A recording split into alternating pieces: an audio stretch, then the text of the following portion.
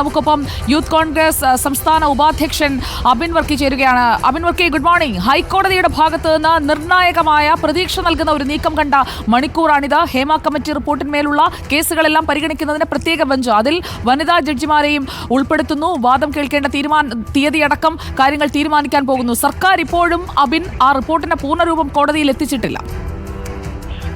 സുജയ, എന്തു വന്നാലും താങ്കൾ പറഞ്ഞ പോലെ വളരെ നല്ല ഗുഡ് മോർണിംഗ് ആണ് ഇന്ന് രാവിലെ നമുക്ക് ലഭിച്ചിരിക്കുന്നത്. കാരണം ഇവിടെ പ്രതിപക്ഷവും യൂത്ത് കോൺഗ്രസും ഒക്കെ നിരന്തരമായി ആവശ്യപ്പെട്ട കാര്യമാണ് ഈ വിഷയത്തിൽ സർക്കാർ ഇവിടെ വലിയ ഒളിച്ചുകളി നടത്തുന്നു എന്നുള്ളത്. അത് ഇന്ന് ബഹുമാനപ്പെട്ട ഹൈക്കോടതി കൂടി ശരിവെച്ചതിന്റെ അടിസ്ഥാനത്തിലാണ് ഇങ്ങനെ ഒരു 5 അംഗ വനിതാ ജഡ്ജിമാരുടെ ബെഞ്ച് കോൺസ്റ്റിറ്റ്യൂട്ട് ചെയ്യാനുള്ള ഒരു തീരുമാനമെടുത്തിരിക്കുന്നത്.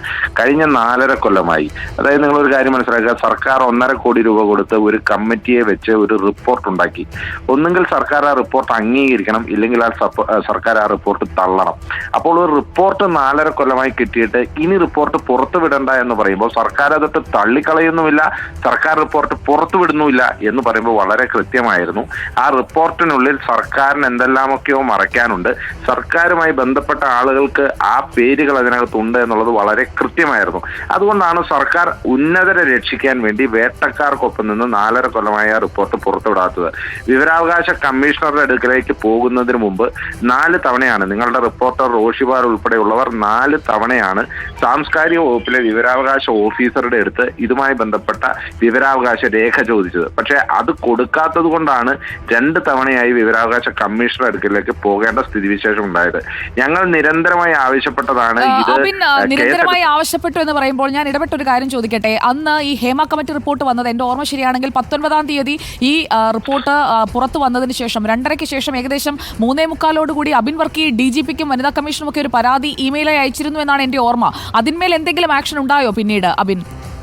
തീർച്ചയായിട്ടും ഞാൻ ഈ നിങ്ങളുടെ ചാനലിലൂടെ തന്നെ ആയിരുന്നു ഈ റിപ്പോർട്ട് പുറത്തു വന്നത് കണ്ടുകൊണ്ടിരുന്നത്. അപ്പോഴാണ് ഉടനെ തന്നെ ഒരു പരാതി ഞാൻ DGPക്ക് ഡ്രാഫ്റ്റ് ചെയ്ത് അയച്ചത്. പക്ഷേ എന്ത് പറയാനാണ് സുജയ, കാരണം ആ പരാതി അന്വേഷിക്കാൻ വേണ്ടി കൊടുത്തത് ADGP അജിത് കുമാറിന്റെ കയ്യിലേക്കായിരുന്നു. ഇപ്പോൾ അജിത് കുമാറിന്റെ കയ്യിൽ ഈ പരാതി അന്വേഷിക്കാൻ കൊടുക്കുമ്പോൾ പരാതിക്കാരനായ എൻ്റെ അവസ്ഥയെക്കുറിച്ചാണ് ഞാൻ ആലോചിക്കുന്നത്. കാരണം കള്ളനും കൊലപാതകിയും സ്വർണ്ണക്കടത്തുകാരനും പവർ ഗ്രൂപ്പുകാരനും മുഖ്യമന്ത്രിയുടെ ഓഫീസിനെ മറയാക്കി നൊട്ടോറിയസ് ക്രിമിനൽ സംഘം നടത്തുന്ന ദാവൂദ് ഇബ്രാഹിമിനെ റോൾ മോഡലായി കാണുന്ന ADGP അജിത് കുമാറിന്റെ കയ്യിൽ ഇങ്ങനെ ഒരു പരാതി അന്വേഷിക്കാൻ പോയാൽ പരാതിക്കാരൻ എപ്പോൾ പ്രതിയായി മാറും എന്നുള്ളത് മാത്രമേ ഇനി അതിശയിക്കാനുള്ളൂ. അതുകൊണ്ട് ആ കാര്യത്തിൽ നമുക്ക് മുൻവിധി വെക്കേണ്ട. അന്വേഷണ ഉദ്യോഗസ്ഥൻ ആരായാലും കൃത്യമായ അന്വേഷണം നടക്കുന്നുണ്ടോ എന്ന് നിരീക്ഷിക്കാൻ ഒരു കോടതി സംവിധാനം വരുന്നു.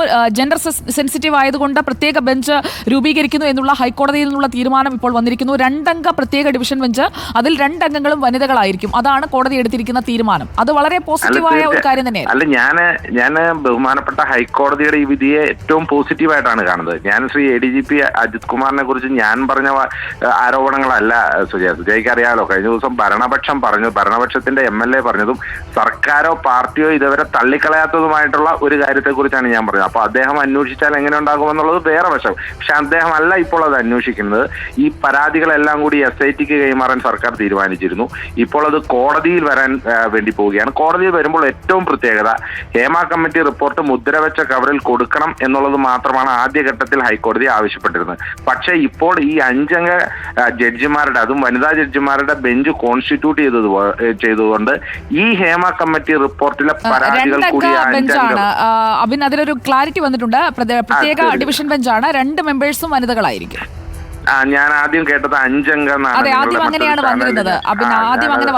സോറി. അപ്പൊ എന്തു വന്നാലും ഒരു 2 അംഗ ബെഞ്ചാണെങ്കിലും വനിതാ ജഡ്ജിമാരടങ്ങുന്ന ബെഞ്ച് ഈ ഹേമ കമ്മിറ്റി റിപ്പോർട്ട് കൂടി അതിനകത്ത് പരിഗണിക്കുമെന്ന് പറയുമ്പോൾ തീർച്ചയായിട്ടും ആ റിപ്പോർട്ടിൽ പേര് പ്രതിപാദിച്ചിട്ടുള്ള ആളുകൾക്കെതിരെ നിയമ നടപടികൾ ഉണ്ടാവും. ഇനിയും ആളുകൾക്ക് കോടതിയിലേക്ക് പോകാനുള്ള സൗകര്യം ഉണ്ടാവും. ഇനിയും സർക്കാരിന് ഒത്തുകളിക്കാനുള്ള യാതൊരു വിധത്തിലുള്ള സാധ്യതയും ഇതിനകത്ത് ഉണ്ടാവില്ല എന്നുള്ളതാണ്. സർക്കാർ ശരിയായ വണ്ണം ഒരു ഇൻവെസ്റ്റിഗേഷൻ നടത്തി നിയമ നടപടി എടുത്തിരുന്നു ചെയ്തിരുന്നുവെങ്കിൽ ഹൈക്കോടതിക്ക് ഇങ്ങനെ ഒരു 2 അംഗ ബെഞ്ച് രൂപീകരിക്കേണ്ട അവസ്ഥ വരില്ലായിരുന്നു എന്നുള്ളത് വളരെ കൃത്യമാണ്. സർക്കാർ കാണിച്ച അലംഭാവത്തിന് ഹൈക്കോടതി കൊടുത്ത അടിയാണ് ഇതെന്നുള്ള കാര്യത്തിൽ ഒരു സംശയം വേണ്ട. ഹൈക്കോടതി വളരെ കൃത്യമായി ഇടപെട്ടിരിക്കുകയാണ്. ബഹുമാനപ്പെട്ട ഹൈക്കോടതിയിൽ ഞങ്ങൾക്ക് പൂർണ്ണ വിശ്വാസമുണ്ട്. അതുകൊണ്ട് തന്നെ ഈ നടപടിയെ ഞങ്ങൾ സ്വാഗതം ചെയ്യുന്നു. ഈ മേഖലയെ, ഈ സിനിമാ മേഖലയിലെ നടികൾക്ക്, സ്ത്രീകൾക്ക് വേണ്ടിയുള്ള ഒരു വലിയ കാൽവെപ്പാണ് ഇന്ത്യൻ നീതിന്യായ വ്യവസ്ഥയെ ബഹുമാനപ്പെട്ട ഹൈക്കോടതിയുടെ ഭാഗത്തു നിന്നുണ്ടായത്.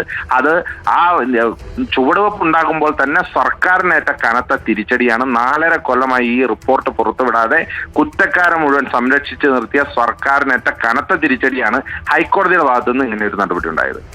Okay, thank you Abin Varkey പ്രതികരിച്ചതിന്. യൂത്ത് കോൺഗ്രസ് സംസ്ഥാന ഉപാധ്യക്ഷനാണ് നമ്മളോട് സംസാരിച്ചത്.